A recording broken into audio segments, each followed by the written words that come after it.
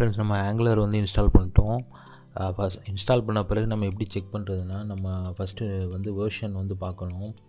அது எந்த மாதிரி வெர்ஷன் இன்ஸ்டால் ஆகிருக்குன்னா NG_Angularக்கு எப்பயுமே வந்து பார்த்திங்கன்னா NG வந்து மேக்ஸிமம் யூஸ் பண்ணுறோம். NG_V இப்படி கொடுத்துட்டோம்னா நமக்கு வந்து என்ன வெர்ஷனில் வந்து டிஸ்பிளே இன்ஸ்டால் ஆகிருக்கு எல்லாமே காமிக்கும். இப்போ பார்த்தீங்கன்னா Angular CLIன்னு போட்டு 18 காமிக்குது. 18th வெர்ஷன் தான் நம்ம வந்து இப்போ யூஸ் பண்ணுறோம் ஆங்குலரில். அப்புறம் நோடு வெர்ஷன் வந்து 20. அப்புறம் பேக்கேஜ் மேனேஜர், OS, அப்புறம் எல்லா டீட்டெயில்ஸும் வந்து டீட்டெயில்டாக இருக்கும். பேக்கேஜ் வெர்ஷன் எல்லாமே கொடுத்துருப்பாங்க. இப்படி தான் நம்ம ஃபஸ்ட்டு ஆங்குலர் வெர்ஷனை வந்து செக் பண்ணிக்கணும். ஏன்னா வந்து நம்ம Node.js, Angular CLI இதெல்லாம் இன்ஸ்டால் பண்ணுறப்ப கரெக்டான பர்டிகுலர் வெர்ஷனு, கரெக்டாக லேட்டஸ்ட் வெர்ஷன், அப்டேட்டட் வெர்ஷன்னா வந்து இன்ஸ்டால் பண்ணியிருக்கோமான்றதை ஒரு தடவை இன்ஸ்டால் பண்ண பிறகு செக் பண்ணுறதுக்கு இந்த கமாண்ட் வந்து நம்ம யூஸ் பண்ணுவோம். NG_V. ஓகேவா? ஒன்ஸ் நம்ம வெர்ஷன் இதெல்லாம் பார்த்துட்டு நெக்ஸ்ட்டு வந்து நம்ம ஆங்குலர் அப்ளிகேஷன் க்ரியேட் பண்ணுவோம். ஒன்ஸ் வந்து நம்ம வெர்ஷன் இதெல்லாம் பார்த்துட்டு வெரிஃபை பண்ணிட்டோம்னா நெக்ஸ்ட்டு நம்ம ஆங்குலர் அப்ளிகேஷன் எப்படி க்ரியேட் பண்ணுறதுன்னு பார்க்கலாம். அது ஆங்குலர் வந்து ஃபஸ்ட்டு நமக்கு இன்ஸ்டால் பண்ணுறதுக்கு தேவையானது Visual Studio Code, அப்புறம் வந்து Node.js, அப்புறம் வந்து Angular CLI. இந்த மூணும் இருந்தால் வந்து நம்ம ஆங்குலர் வந்து இன்ஸ்டால் பண்ண ஆரம்பிச்சிடலாம். இது வந்து ஆஃப்டர் இன்ஸ்டாலேஷனுக்கு அப்புறம் நமக்கு வந்து Visual Studio Code வந்து நம்ம ஓப்பன் பண்ணியிருக்கோம். இதில் பார்த்தீங்கன்னா இப்போது வந்து ஆங்குலர் வந்து ஒர்க் பண்ண போகிறோம். இதில் வந்து ஃபஸ்ட்டு வந்து நமக்கு டெர்மினல் முக்கியம். டெர்மினல் போய் நியூ டெர்மினல் கொடுத்துக்குங்க. நியூ டெர்மினல் கொடுத்தீங்கன்னா இதில் வந்து CLI நம்ம கமாண்ட் லைன் இன்டர்ஃபேஸ் டூல் இருக்குது இல்லையா, அதுதான் இந்த CLI. இதில் வந்து நம்ம எல்லா கமாண்டும் ரன் பண்ணி நம்ம ஆங்குலர் அப்ளிகேஷன் ஒர்க் பண்ண ஆரம்பிக்கலாம்.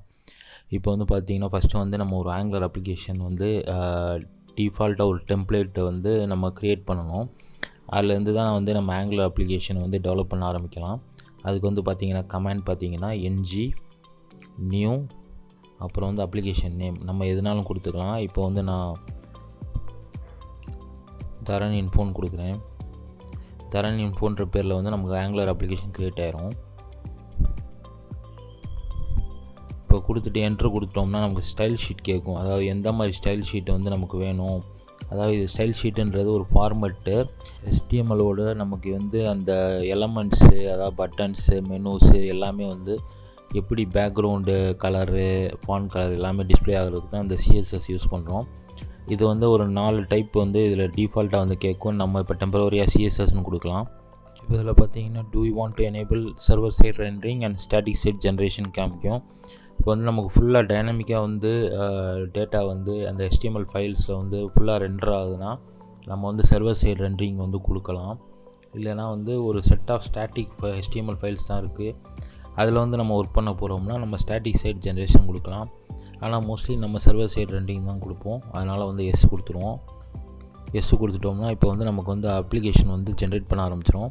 இதில் வந்து பார்த்திங்கன்னா எல்லாமே டிஃபால்ட்டாக வந்து காம்போனண்ட்டு, ரவுட்டரு, கான்ஃபிகு, மாடலு எல்லாமே வந்து டிஃபால்ட்டாக வந்து ஒரு அப்ளிகேஷனுக்கு என்னென்ன இருக்கணுமோ அது எல்லாமே வந்து நமக்கு லோட் பண்ணி கொடுத்துரும்.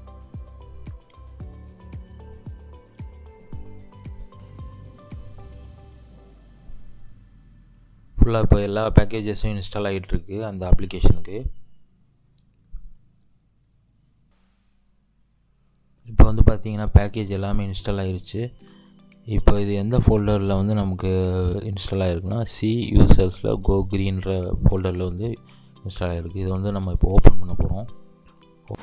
இந்த ஃபோல்டரை செலக்ட் பண்ணிட்டோம்னா நமக்கு வந்து எல்லாமே இந்த அப்ளிகேஷனில் என்னென்ன நம்ம ஒர்க் பண்ணணும் அப்படின்றது எல்லாமே டிஃபால்ட்டாக இருக்கும். இப்போ வந்து இதில் பார்த்தீங்கன்னா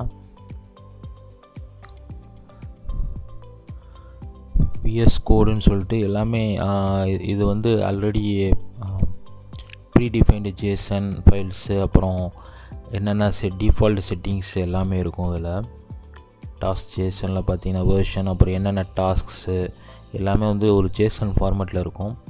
இது மோஸ்ட்லி பார்த்திங்கன்னா எல்லாமே JavaScript JSON ஃபார்மேட்டில் தான் இருக்கும். ஏன்னா அப்போ தான் வந்து நமக்கு வந்து அப்ளிகேஷன் வந்து குயிக்காக வந்து நமக்கு லோடும் பெர்ஃபார்மன்ஸும் அதிகமாக வந்து சப்போர்ட் பண்ணுறதுக்கு தான் இந்த ஆங்குலர் வந்து நம்ம யூஸ் பண்ணுறோம்.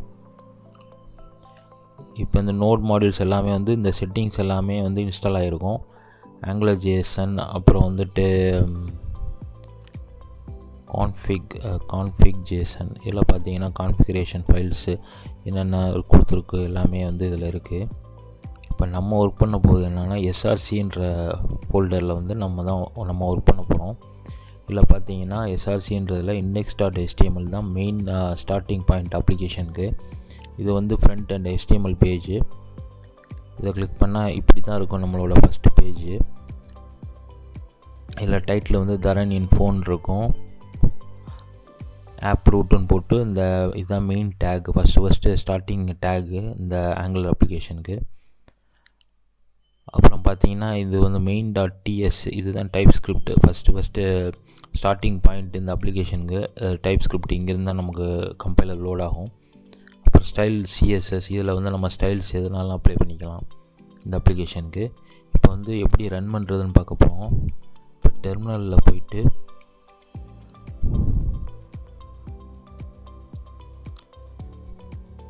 இந்த செக் பண்ணிக்கிங்க, இந்த ஃபோல்டரில் தான் நம்ம வந்து செலக்ட் பண்ணியிருக்கோமா அப்படின்னு சொல்லிட்டு இந்த இது செலக்ட் பண்ணிவிட்டு அப்புறம் ng serveன்னு கொடுங்க.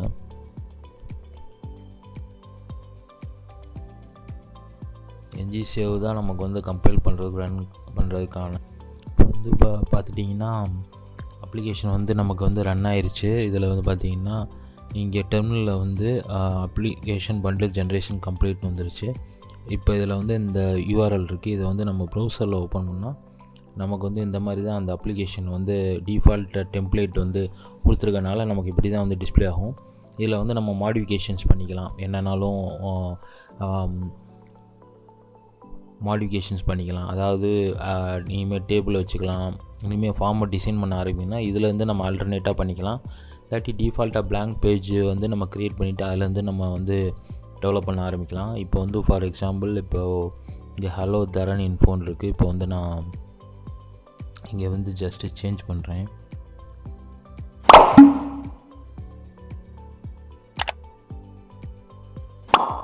இப்போ பார்த்திங்கன்னா இங்கே வந்து தரன் இன்ஃபோன் முன்னாடி இருந்தது, இப்போ தரன் டெக்குன்னு மாறிடுச்சு. ஃபார் எக்ஸாம்பிள் இங்கேயும் நம்ம சேஞ்ச் பண்ணோம், ஹலோ தரன் இன்ஃபோன் இருக்குது. இங்கே நம்ம சேஞ்ச் பண்ணோம்னா the main.ts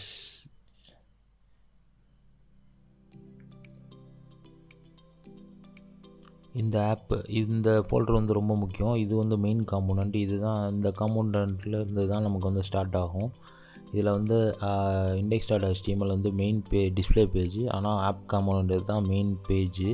மெயின் பேஜில் பார்த்தீங்கன்னா இதில் மெயின் காம்போனண்ட் இது ஃபஸ்ட்டு காம்போனண்ட்டு. இதில் பார்த்தீங்கன்னா app.component.html இதுக்குள்ளே போனேன்னா இவங்க எல்லாமே இந்த செட்டிங்ஸ் எல்லாமே டிஃபால்ட்டாக வந்து இங்கே ஆல்ரெடி க்ரியேட் பண்ணி வச்சுருக்காங்க.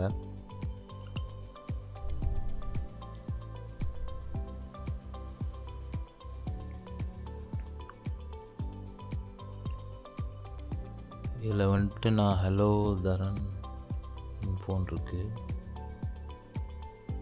ஓகே,